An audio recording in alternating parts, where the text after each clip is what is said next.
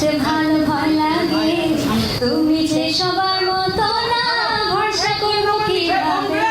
ঢাকাই সিনেমার নায়িকা নুসরাত ফারিয়া দেশের পাশাপাশি কাজ করেন ভারতের পশ্চিমবঙ্গেও। অভিনয় ও গান দুটিই সমান তালে চলে তার। 2020 সালের মার্চ মাসে পারিবারিকভাবে বাগদান সেরেছিলেন ঢাকাই সিনেমার চিত্রনায়িকা নুসরাত ফারিয়া।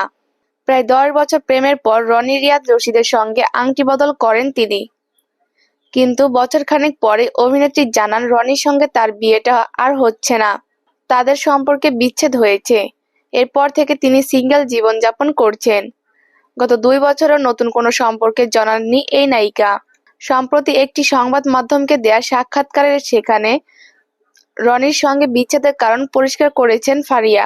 ফারিয়া বলেন, দীর্ঘ 10 বছর প্রেম করেছি, তবে শেষ দিকে ভালোবাসা ছিল না সম্পর্কে।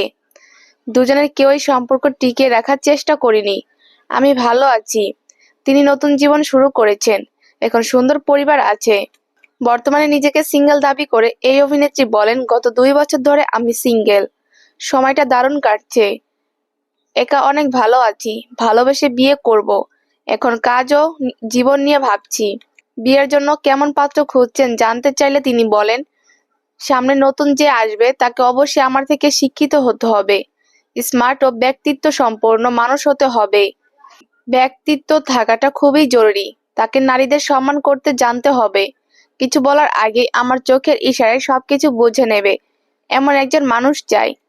নতুন সম্পর্কে বেশি সময় নেবেন না নুসরাত ফারিয়া। মনের মতো কাউকে পেলে দ্রুত বিয়ে করে ফেলবেন তিনি। ফারিয়া বলেন, এবার প্রেমে জড়ালেন, বেশি সময় নেবেন না।